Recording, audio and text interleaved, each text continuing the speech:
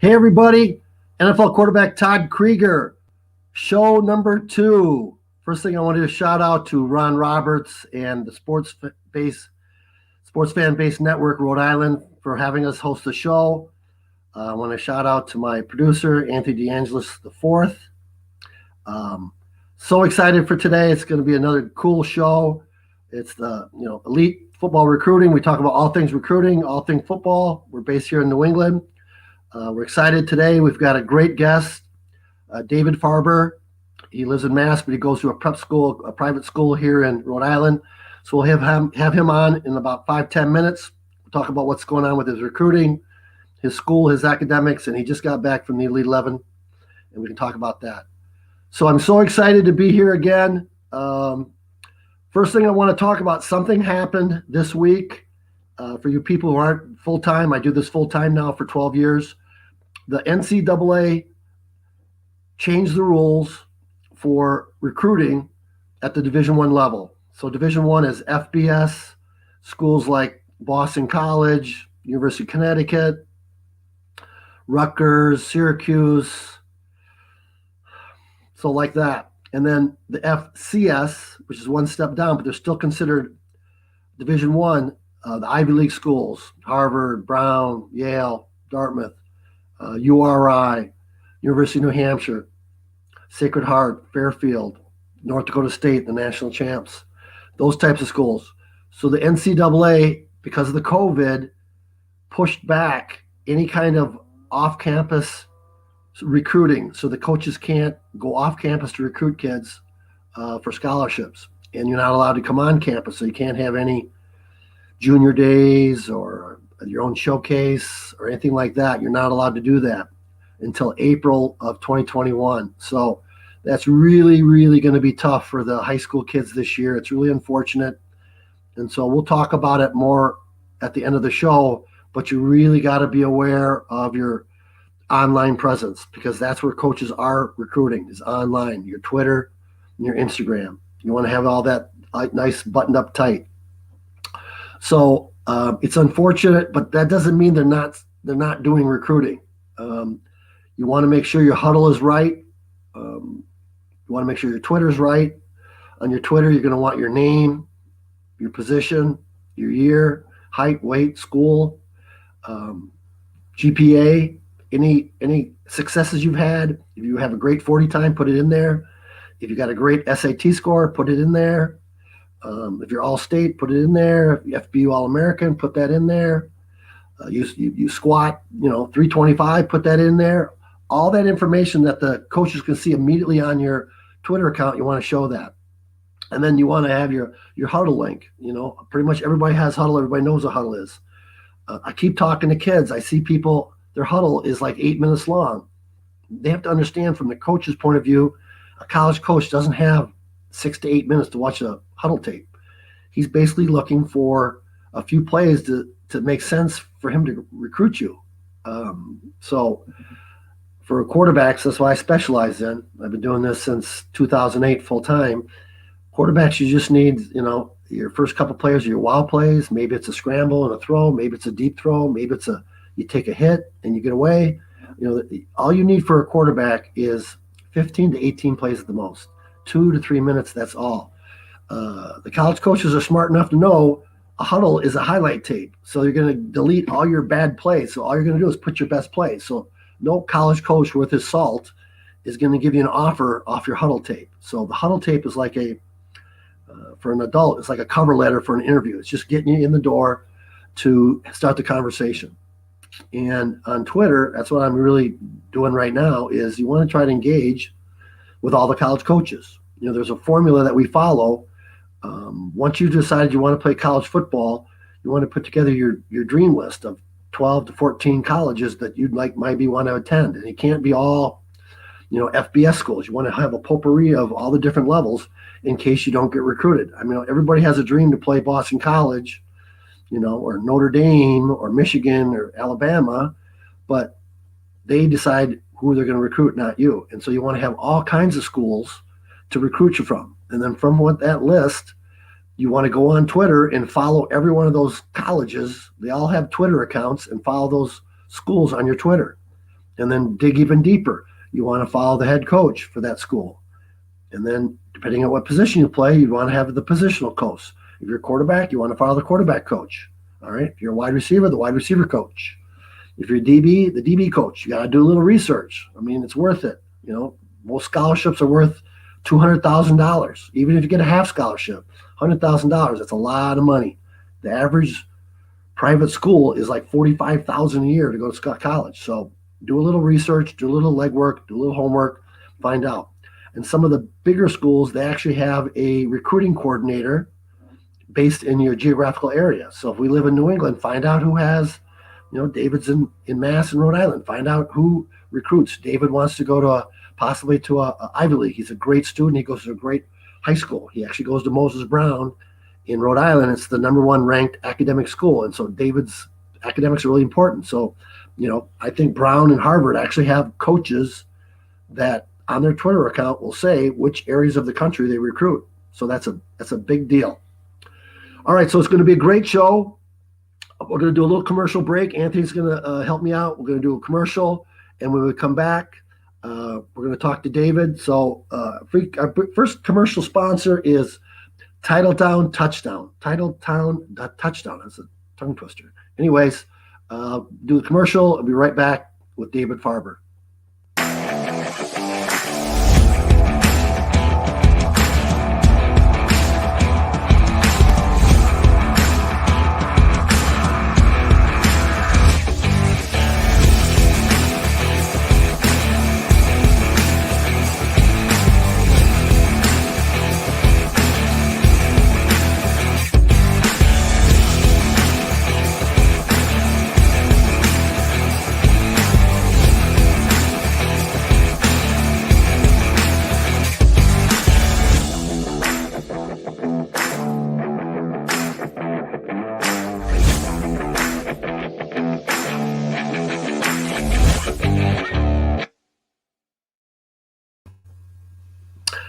Hey, we're back. NFL coach Todd Krieger, quarterback,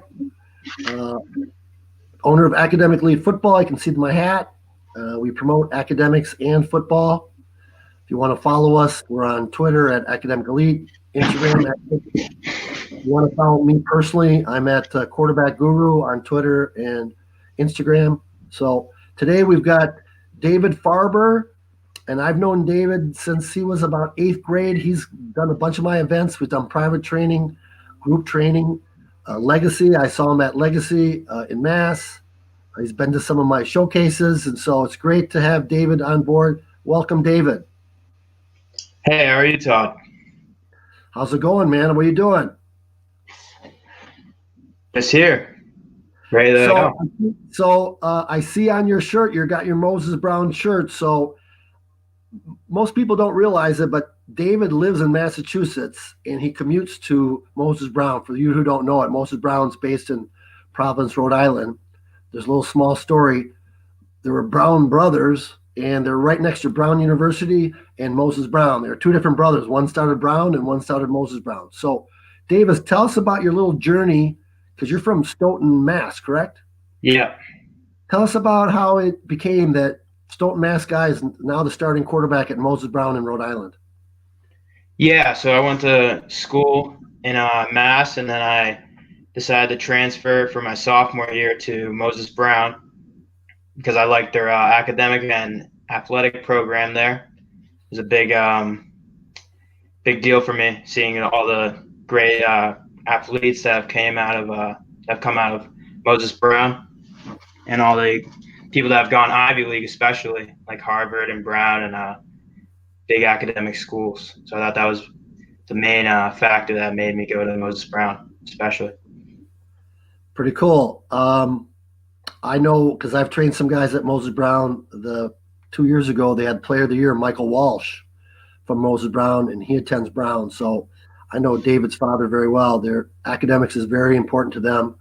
I think if he has an offer, he might go to Harvard, or he might go to an Ivy League, Brown, whatever. So people don't really know it, Dave, and I've never really been on campus there. It's a Quaker school, correct? Yep. Why don't you explain to the listeners what that really means? like what a Quaker school is like and what the rules are and that kind of thing? Yeah, it's kind of. I think it's more like it's kind of like a regular school, a Quaker school. It's they don't force it too much on us. It's like a good balance of between being a Quaker and you can still have your religious beliefs too. So they don't force that on you, which is great because they're really open about everything at Moses Brown. So that's a great part. And then there's a lot of they do a lot of Quaker things too. They try and because we are a Quaker school, they want to put that into the schedule too. So that's also good.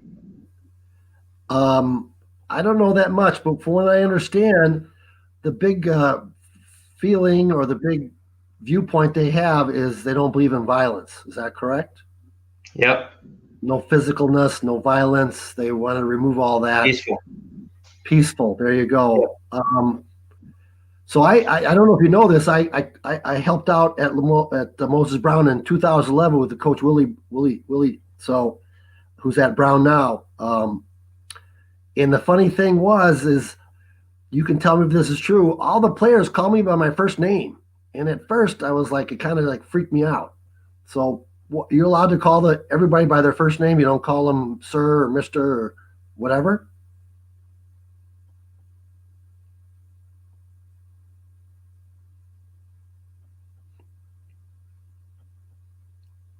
We lose David. I think we might have lost David. Okay, did you hear me, David? Did you hear Talk. that? Yeah. Did you get? Yeah, I So can did you hear the disconnect part for a where second. Yeah. are you allowed to call? You don't call them Mister or Mrs. or Coach or anything. You just call them by their first names. On the football team, yeah, we call the coaches coach, yeah. But in school they like to be called by their first name, which I find is actually kind of friendly because it's a friend school, obviously. So I like that sometimes, calling all the teachers by their first name. Yeah, It's fun. the first day I coached at Moses, they were calling me Todd, and I was like, "Well, can you just call me Coach Todd?" And so it like really Yeah. weirded me out. And then we had our break, and I'm like, "What?" I asked the other coaches, like, "What's up with the guys calling your first name?" So that's kind of a different thing. So uh, I'm going to delve into a little bit more David because I know David very, very well. I know his family, his dad, trying to help them because David has specific goals. Tell them what also, I know you're a great football player and you're an excellent student. And, Moses Brown is the number one ranked academic school in Rhode Island. They put a lot of kids into the Ivy Leagues, the Patriot League, the NESCAC. But you also are a track star, right? Aren't you a track guy?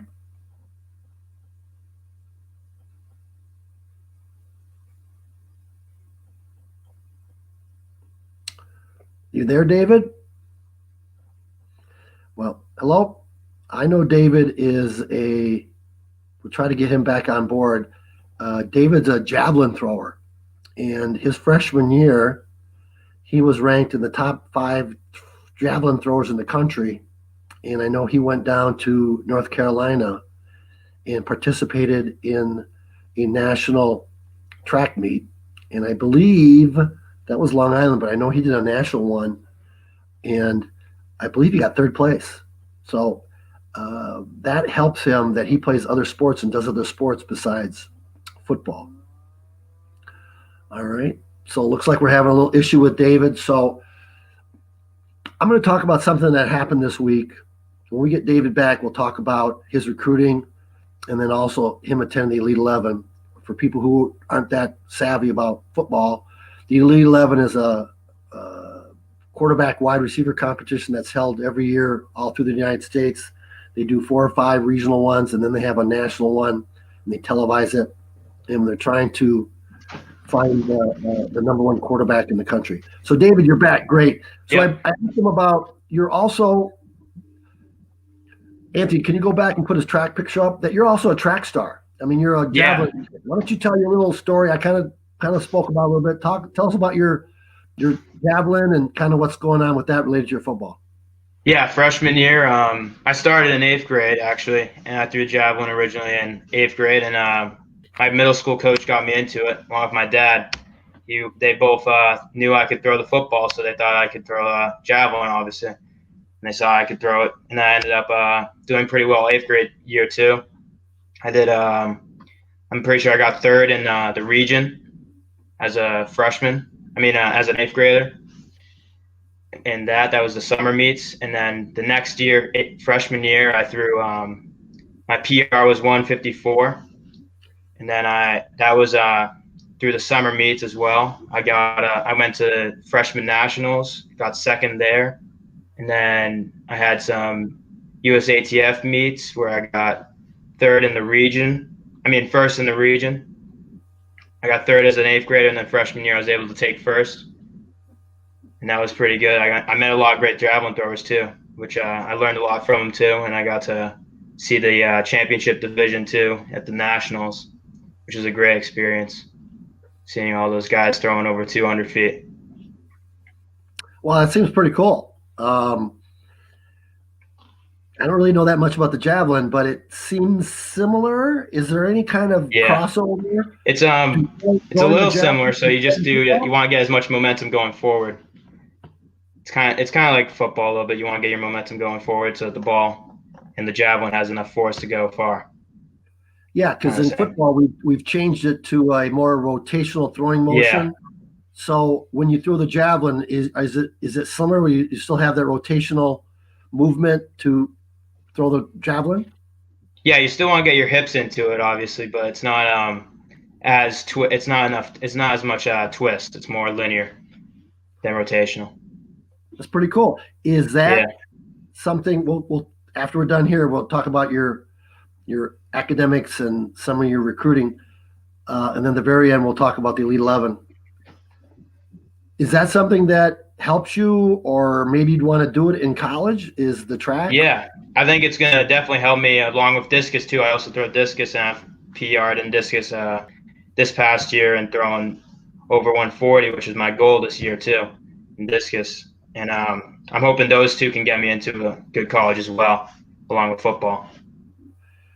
The track is a little different, right? You in a field event, you have to throw a certain distance to get asked to go to like a national or regional event, correct? And so Yeah, once you do that, you're all set. So it's not like you have to win somewhere at some regional event and then you get asked. As long as you do a throw a certain distance, a yeah, cutoff point, they invite you, correct? yeah. Most colleges have like a full scholarship, partial scholarship, or a no or a walk on scholarship that they'll give for each what's it called for each number that you throw. That's pockets in the background for you guys that want to know. My cat. I'm a cat lover. Pretty cool. So let's talk a little bit about your recruiting for about 5-10 minutes, and then we'll take a break, and then we'll talk about the Elite 11. Um, I don't know if you heard me. I talked about your 10, 12 dream schools. Do you have something like that? Do you have your list of schools that you're trying to Yeah, go to or trying to get their attention? yeah. So the first one I was trying to that I obviously want to go to is Stanford. Can't wait. Can I Then stop you? not in no specific order though. Can I stop you and What? ask you a little bit about each one? Why do you want to go to Stanford? Yeah. Oh, I just know their engineering program is really the one of the, I think I'm pretty sure it's one of the best. It's the best in the nation actually. And so that's a big thing. The academics there that I want to get into engineering. And then I know obviously the football program and the track program are both very high level programs, which are all big keys into picking a college, academics, athletics. I love that you just said that academics and athletics. I know that Stanford is one of the top Yeah, academic colleges in the country, and they're also Division One or FBS, and they play in the Pac-12. So it's big time academics and big time football. So I like that your goals are set high. I yeah, know I was there in 2011 when they had a kid got a preferred walk on, and he ended up playing at Stanford. So it can be done. How about yep, some of your other schools? What's yeah. else in Stanford? Let's see. Mostly technical schools, probably like Texas Tech and Virginia Tech. Some of those schools, if you're saying FBS, and then there's also FCS schools like Brown and I think Columbia has a good engineering program too. So you want to be an engineer? I think he's froze again. Well, I know David wants to be an engineer. We talked about this before. Some of his schools. So he has a Division 1 FCS. He has some Division 2 and some Division 3 schools. Um, Engineering is a pretty finite degree. There's not that many schools that have great engineerings, and they have 4 different levels. You can be, construction, mechanical, electrical. So hopefully we'll get David back. Looks like he's freezing up here. Maybe Anthony can help him with that. And then, we talked about it before. He wants some FBS schools, Division 1. Then he wants some FCS schools. A lot of those are the Ivy Leagues. And then some Division 2. URI has a great engineering program, so that's right down the road from him. And then some Division 3, like RPI, UMass Dartmouth has, you got MIT. So I'll be curious of how it works out for David. The thing with those that's different when you talk about recruiting for the high academic situations, academics come first. The school wants to know that you can qualify academically before they want to start recruiting you based on your football skill. So it's backwards than most recruiting situations where they're just trying to see how good you are athletically. Can you play at that level? And with Brown or MIT or Stanford, they have pretty high limits. Your SATs, I think you need like 1,300 at a minimum. I mean, if you're a superstar, you can get in at 1,300. If you're just a really good football player, 1,350. And then if you're average, perfect score on SAT, I believe, is 1,500 or 1,600. So one of the things here in New England, everybody takes the SAT, but in the rest of the country, most of the places take the ACT. I grew up in Michigan. I took the ACT. So let's go to our second commercial break. And Anthony, and again, I want to thank Titletown Throwdown as one of our sponsors. And then hopefully after a commercial break, we can get back David and we'll talk to him a little bit about the Elite 11 that he took place in Virginia.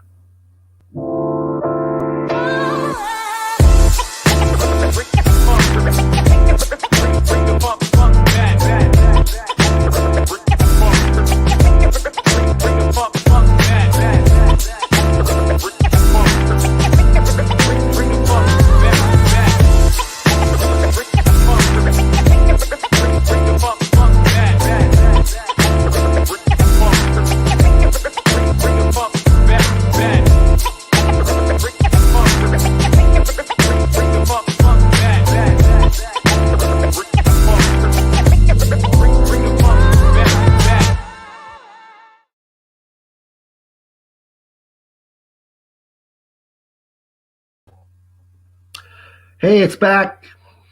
Quarterback guru, Todd Krieger. A little bit about my story. We're going to wait for David to get back on, but I started private quarterback training in 2008. Got associated with FBU. I was doing quarterback training all over the country. I probably did about 15 camps all over. FBU had just started. Was lucky enough to get invited to their FBU Army All-American game down in San Antonio. Taj Boyd was the star there. McCafferty was the star running back there. So it was pretty cool. From there, got exposed to and got offered a coaching position in 2008 at Lawrence Academy Prep School. For the people in New England, they know what that is. People who don't live in New England, a prep school is a vehicle to increase your academics. They were created by the Ivy Leagues to help kids get in Ivy Leagues for their academics, but also they have a situation where you can reclassify so you get an extra year. It's almost like redshirting while you're in high school. Very, very popular here in New England. There's probably 36 to 42 high schools. It's almost like a college. It's a preparatory school for high school to get you into college. So I coached at Lawrence Academy Prep School in Groton, Mass. in 2008. 2009 and 2010 was a great experience. We had some great kids. I coached the quarterbacks and also was in charge of the passing game. We had a great turn the program right around. We had some great kids. I think we had 18 kids in 3 years go to FBS. And my two quarterbacks, one was Charlie Loeb, and he went to Syracuse, and the other one was Mike Orloff, and he went to UCLA. So it looks like we got David. David, you back? Yeah, I had you on my phone. All right, good. We got you on your laptop now? No, I'm joining on my phone right now. Okay, well, whatever we're doing, we got to have a little better connection. All right, so David, you recently went down to the Elite 11, and I just want to talk a little bit about Elite 11 for people maybe aren't quarterback people. Parents and quarterbacks all know all about it. The Elite 11 was started maybe in about 2009, 2010, and they got Nike to come sponsor it. And so now they do a national, regional type competition all over the country. Pre-COVID, it was during the summer, usually start in April, May, and they start south and they head up north. And then usually at each regional showcase event, they pick one or two quarterbacks and they have a national event. Previously, it was up in Oregon at Nikeville. Nike is one of their huge sponsors, Nike and Gatorade. And so quarterbacks from all over the country, it's usually their juniors and seniors they invite, unless you're a superstar, but it's mostly juniors and seniors. And it's a great chance to see how you are against all the other quarterbacks in the country. They actually have a TV show at the end of the year.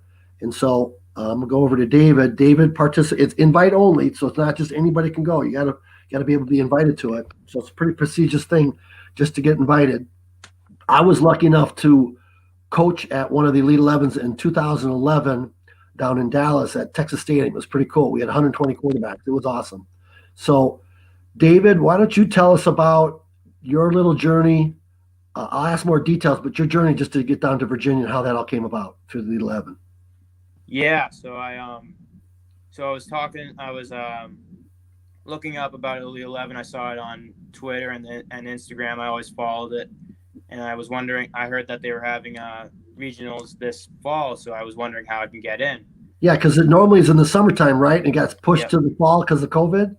Yeah, I think they're also having them in the spring as well, but I just knew there was going to be an opportunity to get in front of those great coaches in the fall, so I wanted to get that opportunity. So I emailed Brian Stump with a 7-on-7 highlight tape, actually, and then he actually sent me an invite later that night.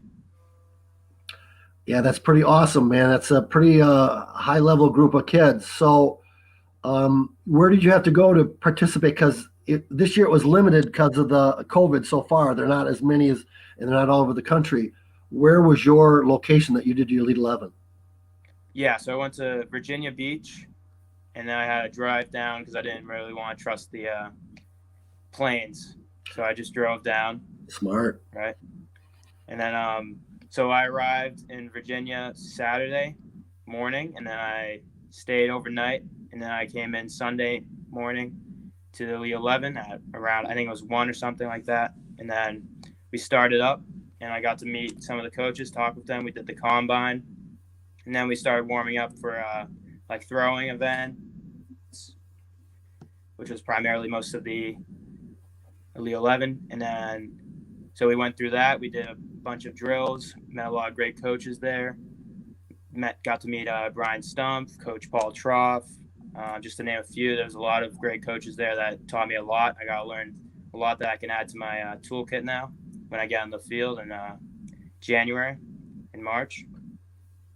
So that was about it. I got to talk with a lot of coaches after the camp too. I talked with Brian Dawn of 24/7 too. He was nice. I never met him before, so he was nice to meet. And then I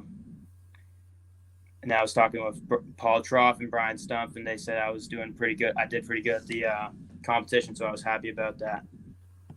Well, that sounds very exciting.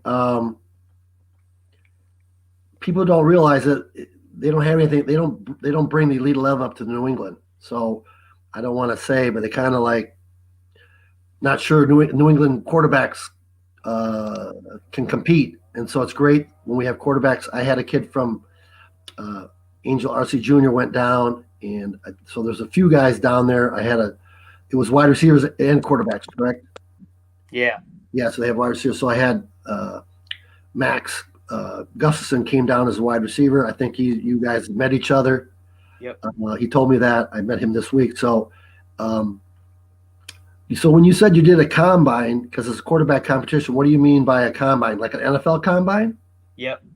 Kind of like what we did at the showcase, at the academic elite showcase. It was basically 40, 5, 10, 5, vertical jump, and that was about it.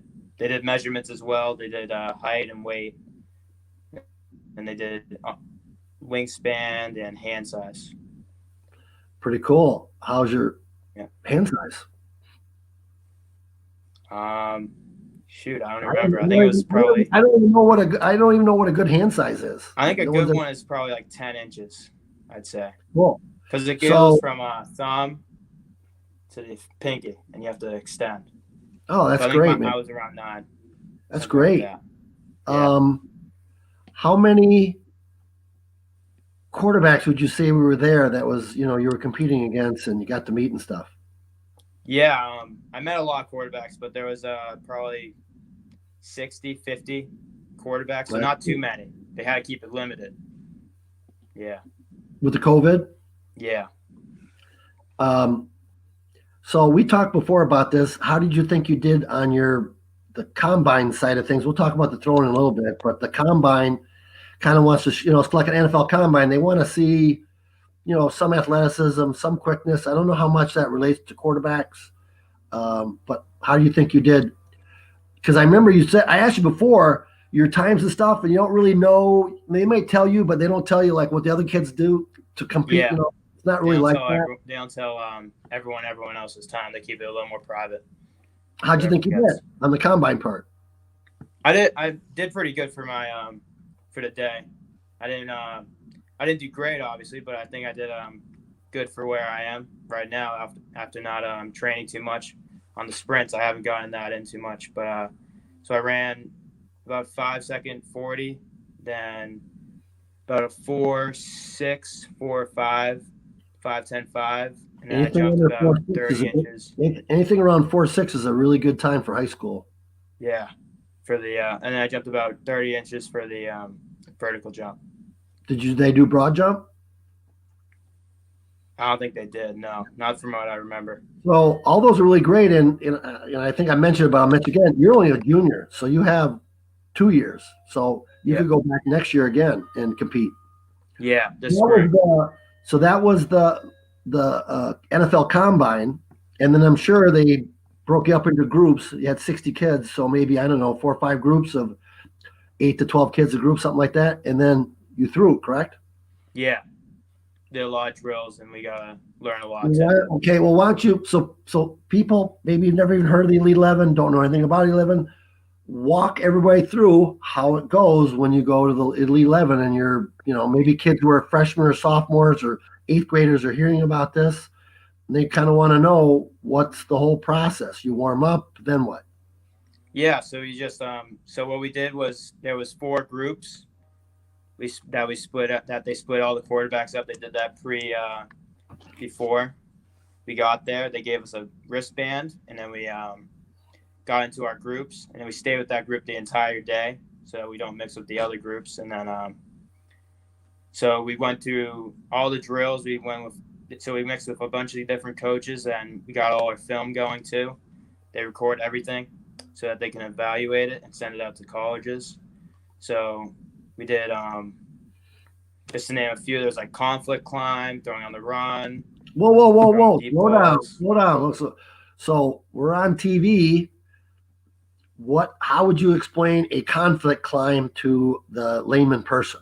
Explain I know what that is. You know what that is, and everybody who does lead, but not everybody's a quarterback guy. What does that mean? Translate that. Yeah, so conflict climb is when you take your drop back, like every quarterback does, and then you get a defender coming at your back, at your front side, coming at your right hip, and then you want to bring your right hip and your right shoulder all the way through, stepping through, moving forward in the pocket, so that you can avoid the hit to your right hip.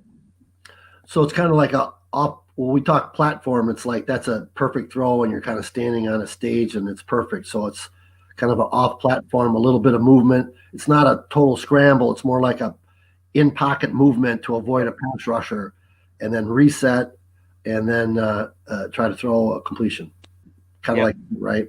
So pretty cool. So let me understand. You had like different stations where you had to practice different skills. Is that what they did? Yeah, so each station had a different skill behind it, and the coach was coaching us up on that skill specifically, so Well, that so they knew that we got it were right. there different coaches at the different stations, or they just kind of travel Yeah. with you? Some coaches traveled with us, but mostly they stayed at that station the whole time working on that specific thing. Yeah, he had some pretty impressive coaches. Wasn't it Coach Nall was there, and then Coach Yep. Tropp? Both those guys are, nationwide coaches. I know Coach Nall a little bit. I think he's down in Texas. He had a cup of coffee like me in the NFL. Coach Troff, is it Troff? Yeah. He's Coach big Troff. he's big in the Virginia area. So we'll go to the recruiting piece at the end. We'll save that little nugget that he helped you out on. So what were some of the other? So you did the conflict. What are some of the other drills stations that you had to do? So we did conflict climb. We did rolling out to the left and to the Both right. ways. They wanted to see us on the run. So you had to throw on the run. Yep. Escape right, throw on the run. Yeah, and then we did some Patrick Mahomes-esque throws as well, sidearm on the run, throwing crossbody, some of those as well. He's made the quarterbacks try stuff that I never even thought of trying. The sidearm and the angle and the back pedal. And I was just watching Kyler Murray last night on Thursday Night Football, and the new quarterbacks, the young guys, are just amazing. And I think it's for the better, because when I played, everybody had to be a big, tall, like Tom Brady type quarterback. Steve Grogan, 6'3", 6'4", 6'5", big, strong, take a hit. Brandon Roethlisberger, stay in the pocket. So that's the kind of quarterbacks they wanted. Now you've got, Baker Mayfield, Kyler Murray, Russell Wilson, Drew Brees. Those guys are all like 6 foot or under. So I think it's pretty cool. We're going to do a commercial break in a little bit.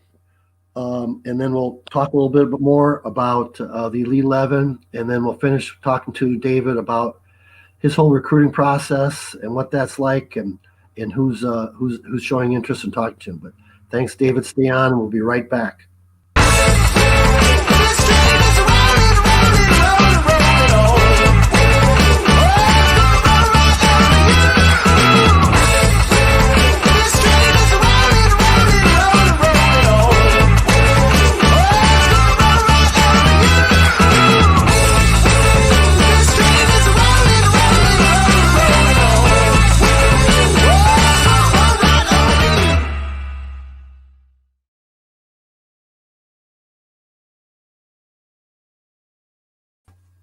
We're back with Elite Football Recruiting.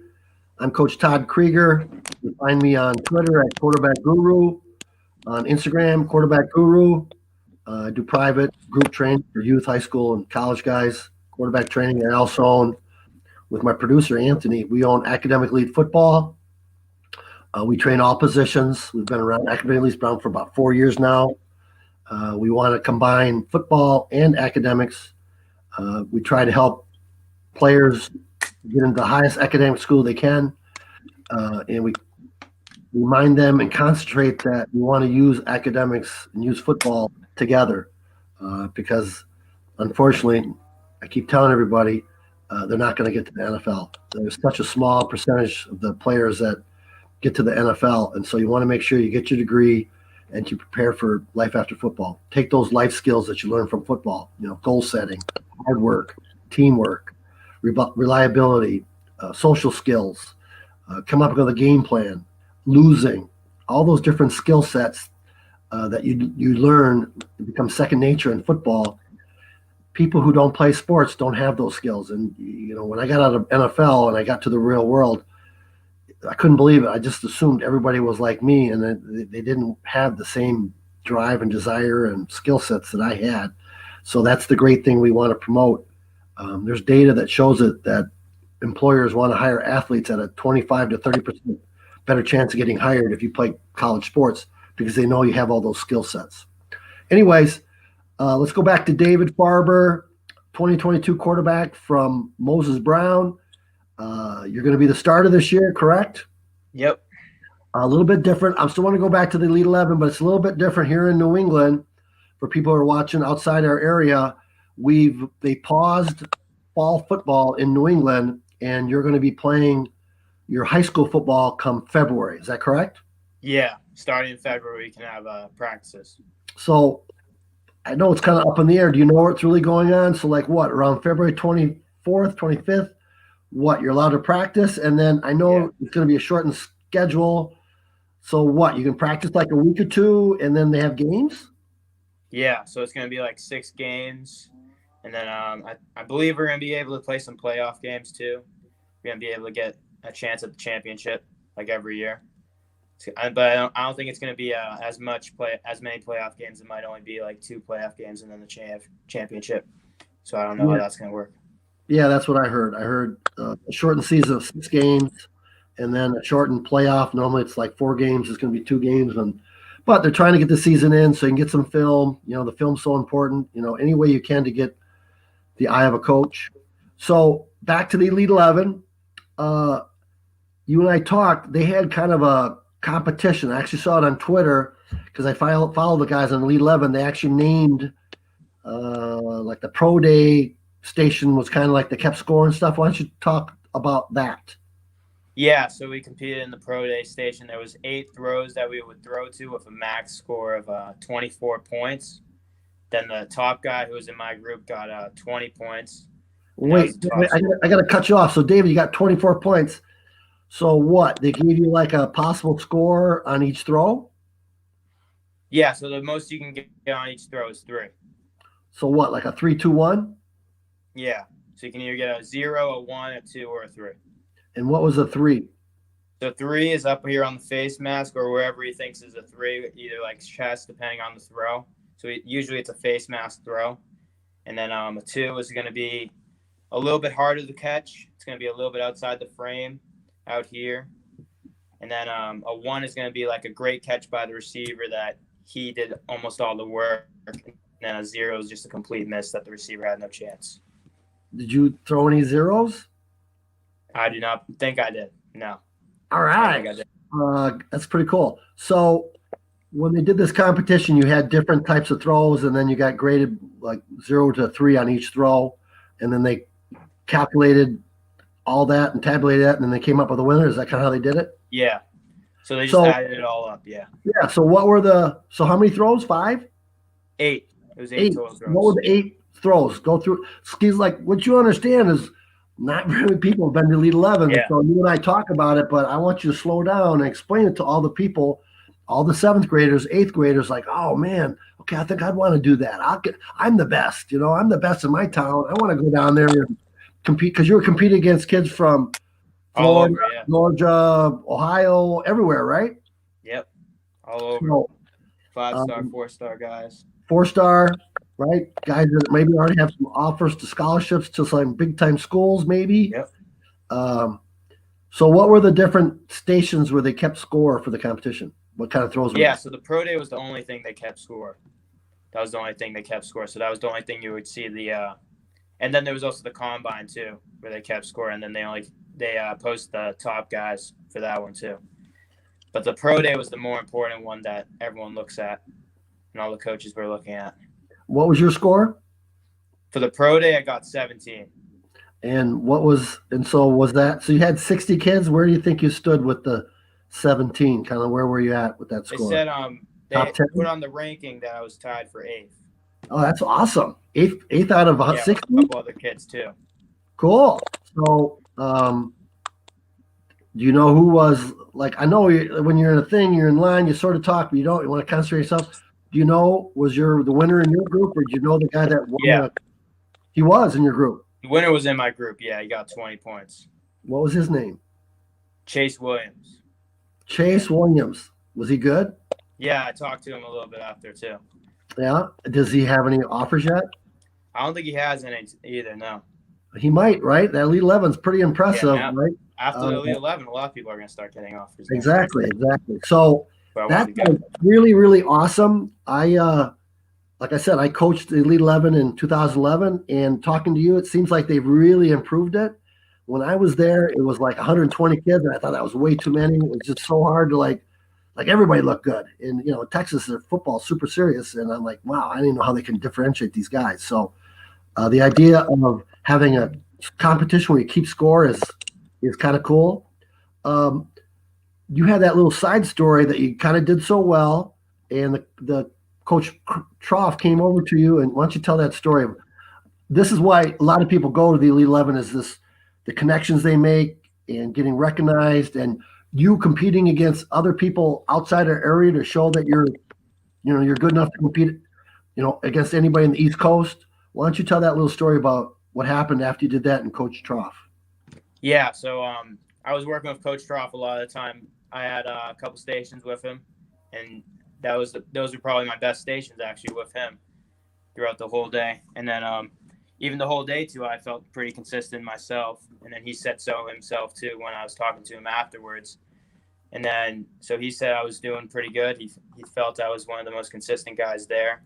And then later on that evening, actually, when I got back to the hotel, I was looking at Twitter, and then I got a notification that the Wake Forest coach was following me. So I direct messaged him, and he said he was very interested in me, and that's just how it started. And I found out the next day that it was Paul Trough that hooked me up with him, and I was very thankful for him to think of me that highly of Wake Forest. That's a great story. That's pretty awesome, David. For people who don't know, you're in it. I'm in the industry. That's all Wake Forest is similar to Stanford on the East Coast. They play great football. They're in the SEC, and they have great academics. So big time football with big time academics. It's pretty amazing to get being recruited from New England down to Wake Forest. It's all up in the air with the COVID, and hopefully kind of things go back to normal if we get a vaccine or whatever. But if we go back to normal where colleges have camps during the summer, would that be something you'd want to go do? I think you said they if it happens, they'd like to have you come down and work a camp and perform against all the other quarterbacks they're looking to recruit. Yeah, that's definitely something I want to go to. I wanted to go this year, especially too, but all that COVID stuff started right when I was about to go to some camps, which kind of sucks. So hopefully this year they actually can get the vaccine, or we can at least start some camps up towards the spring after we get the football season. Yeah, for people who don't know, the typical route pre-COVID was you come up with a schedule for, like, say, David, and David would be, I would suggest to him, go to 4 to 6 to 8 college camps, junior days, whatever, showcases, whatever you want to call them, at different levels. For around here, David's different because it's academic. So maybe he goes to a Harvard camp, or maybe he goes to Brown camp, and then he goes to Wake Forest camp, and then maybe he goes to MIT camp. And if he could afford it, maybe he flies all the way out to Stanford and goes to a Stanford camp if mom and dad want to do that. So, and that's how you get the exposure. And you go around to all these different camps, and they're very inexpensive, $50 to $75. And it's typically 3-4 hours, and they throw, and there'll be 30, 40, 50, 60 quarterbacks. And they're looking at all the quarterbacks. And it becomes very, very competitive. I don't know if you've been to one, David, but yep. Typically at the end, isn't this true? At the end, they usually say they call out 3, 4, 5 quarterbacks, and they come on to the top stage, kind of like the Elite 11, and then everybody else off to the side, and it's pretty easy to tell the guys they like. And so your goal is to be in that group of the 5 they call to come out and recompete. Isn't that kind of how it works? Yeah, that's why I want to contact a lot. I want to get in contact with coaches before I go to the camp, so that they already know about me before I go in. That's a mistake I made freshman year when I was going to a Bryant camp. I didn't know the coach personally, or didn't follow him on Twitter, and then I just went to the Bryant camp not knowing him, and he didn't know me, obviously, so there was no chance for me to really get looked at anyway. That is a great nugget that every recruit should listen to. Why don't you say it one more time slowly, what you did wrong, and if they could do it again, what should they do? This is all about, it's all about recruiting and social media and stuff. Go ahead. You're giving away all the secrets, Todd. Well, Look, I want to help everybody try to get into college, not Yeah. just not just Moses Brown and David Farber. Yeah. So what I said was I wanted to contact a lot of coaches before I go to the camp so that they know about me before I attend, so that they can already see me and know what I can do on the field before I can go to when I'm at the camp, and I can show what I can do in their own drills. I'll try to break it down. He started some kind of engagement. He's trying to start a conversation, and nowadays with the COVID, that's done through social media. The coaches can go as much as they want on Twitter, and so you just DM each other. And the thing what he said is so true. He went to the camp, but no one knew him. And then you were probably what, 30, 40, 50 quarterbacks, right? And so you were like, it was no way for you to differentiate yourself because they really didn't even know who you were. And so you were just another guy. Whereas going forward now, you try to make sure you get the coach's eye, let them know who you are, that you're coming, try to get a relationship. And so that when you go there and he maybe meet him, go and try to shake his hand. Well, Pat, after COVID's over, the coaches know who you are and they'll kind of pay attention. Oh, that's that David guy. I know him. I met him on Twitter. He seemed really nice. Well, he's the kid that's got the 3.9 GPA. Oh, I want to take a look at it. I want to keep an eye on him. Something like that, right? To try to differentiate yourself from the other 50 quarterbacks. That's what I did with Brian Stump for the Elite 11, because I knew they weren't going to just look at me if I was just another kid that got invited. I wanted to keep contact with him, keep talking with Brian. And that's how All right, well, we're coming to the end of our show. David, what do you got going forward? I know that here at Elite 11, we're setting up, we've got a showcase because there's no way to get recruited. We're doing a showcase in New Hampshire in end of over Christmas break in December. And then I know you've done Elite 11, the Legacy before, Academic Elite. We're actually setting some winter indoor training set up at different locations. What's your plan to get ready for February football? Yeah, definitely a lot more. Got to get on the field a lot more, get a lot more training before the weather gets cold. Hopefully get some indoor facilities that I can train at, even though some of them are closed because of COVID. And then I'm going to hopefully be able to throw up a lot more of my guys. Hopefully we can get some practices in.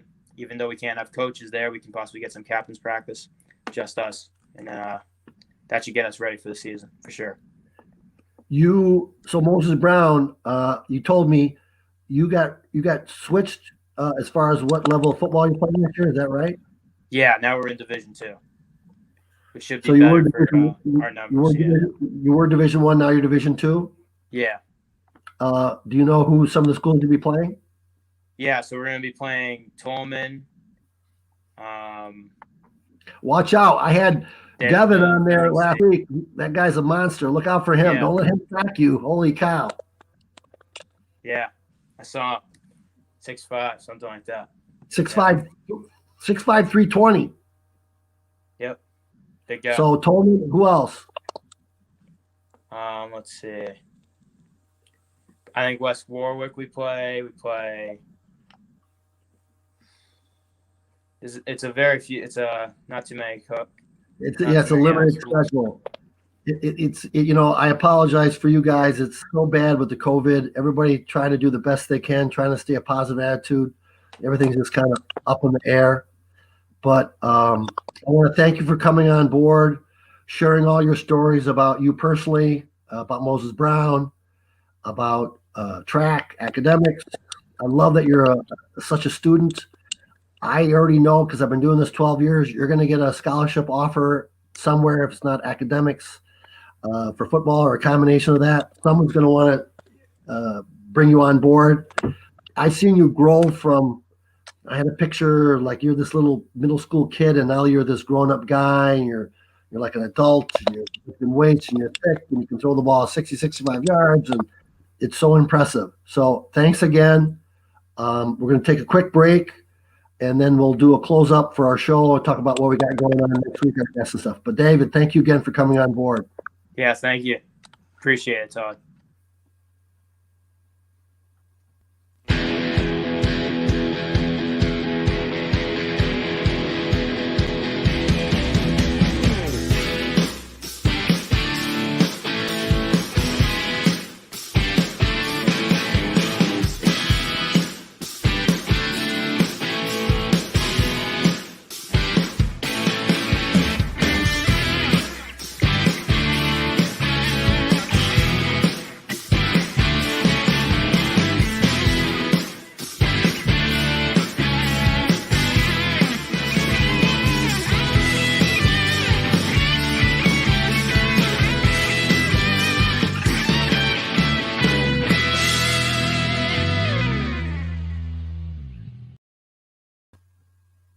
Coach Todd Krieger here with Elite Football Recruiting, owner of Academic Elite Football. I'm going to promote myself a little bit. We have an upcoming showcase in New Hampshire. They're a little more relaxed about the COVID. It's going to be Monday, December 28th over the Christmas break. It's open to 2021s, 2022s, 2023s, and 2024s. All football positions. It's going to be at the in Milford, New Hampshire, at the Hampshire Dome. We've got 3 football fields. It's going to be great. We're going to do an NFL combine, and then we'll do one-on-ones. We've got 4 hours. It's going to be great. Trending right now, about now, we're going to have probably 20 coaches, prep school and college coaches. So the only ones that can come right now because of the blackout are Division II and Division III. So we're excited about that. I'm excited about next week. I thought show number 2 went pretty good. Again, thank you, Anthony. Great job producing. Thank you, David, for coming on board. Thank Ron Roberts with Sports Fan Base Network, Rhode Island, for hosting the show. Next week, our guest is going to be tentatively, he said yes already, is Coach Ryan McCormick. He is the recruiting coordinator. He is the man. He gives out all the money at UMass Dartmouth here in Massachusetts. So Ryan and I go way back. He's been to a bunch of my events. He's a great guy. What I love about Ryan is he cares about the kids, and he's down to earth, and he tells the truth. He's not a BSer. So so excited to be back for our second show. Looking forward to next week. So for Academic Elite Football, Sports Fan Base Network, Rhode Island, Elite Football Recruiting, show number 2. Thanks for watching, and we're out.